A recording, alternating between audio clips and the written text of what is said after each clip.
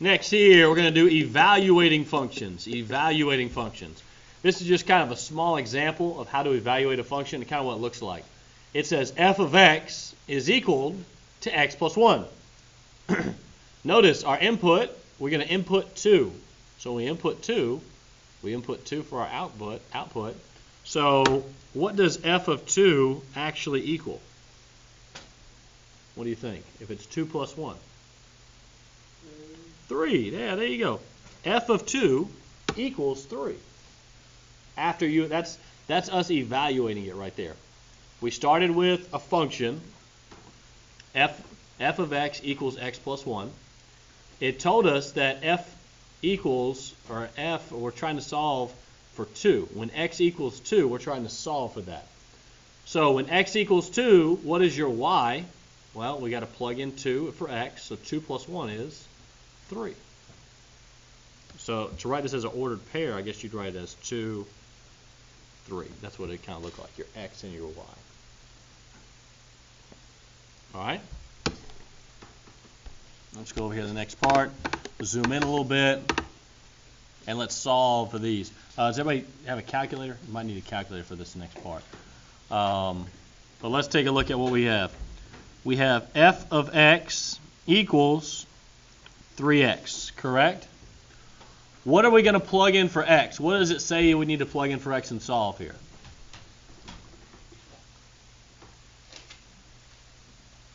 Anybody?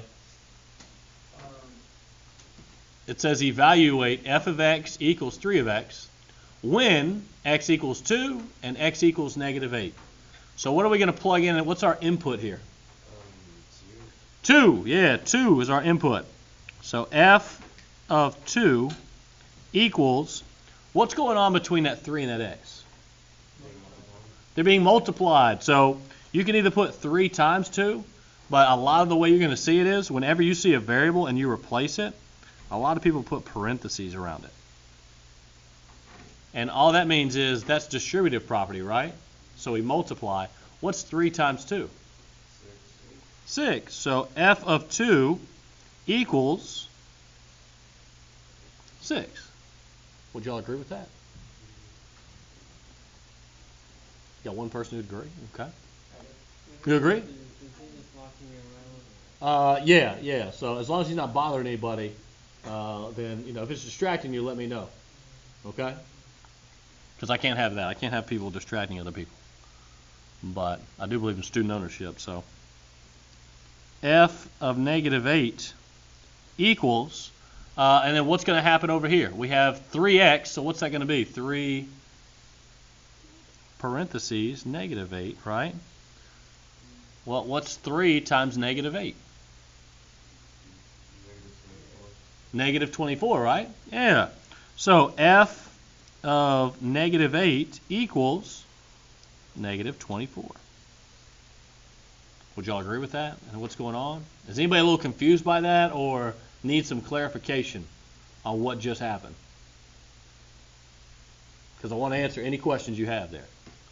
All we did was, where there was an x, we inputted 2, and then we inputted negative 8.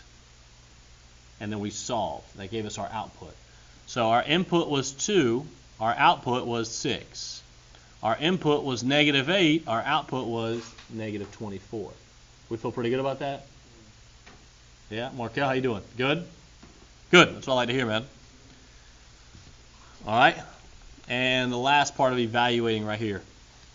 We have g of x equals 1/2 x minus 3. So what are we plugging in first? What's our input? What are our inputs here? No. What's remember, up here our inputs were x equals 2 and x equals negative 8. Those were our inputs.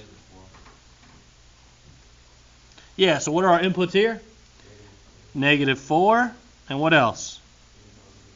And positive 8. Good. So that's what we're going to input. We're going to input negative 4, and we're going to input 8. So right here we have g of negative 4 equals, and then we're going to write down exactly what it says. This says 1/2. What's going on between that 1/2 and that x? They're being multiplied. So we're just going to put the parentheses right by it, minus 3. All you have to do here is plug this into your calculator. What's 1/2 parentheses negative 4 in parentheses minus 3?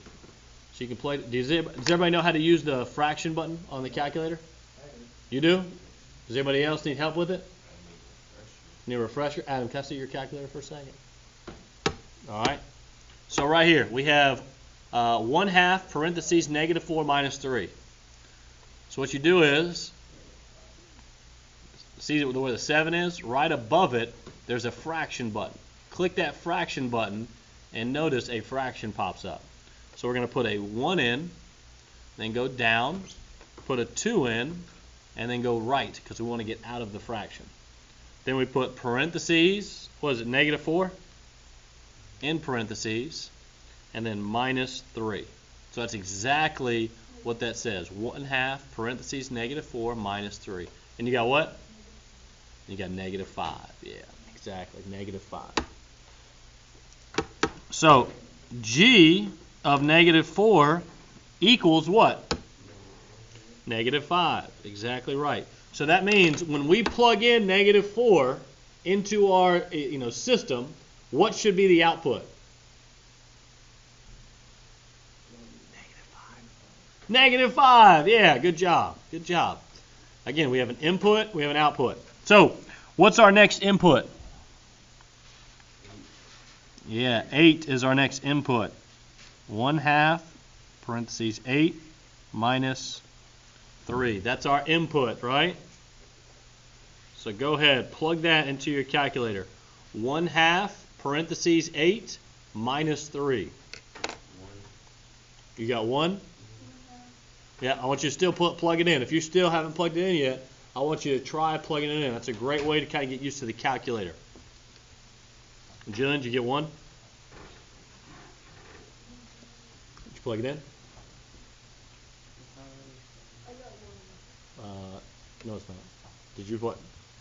Did you plug in 1/2 parentheses 8 minus 3?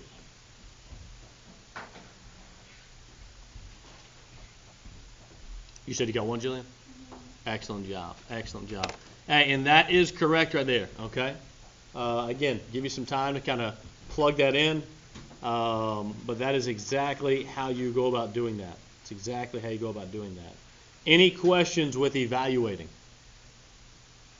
We're going to look at more questions, obviously, later, but this is just kind of the introductory. Any questions? Be sure to hit that like button, subscribe if you're new, and turn on post notifications as well. Bye.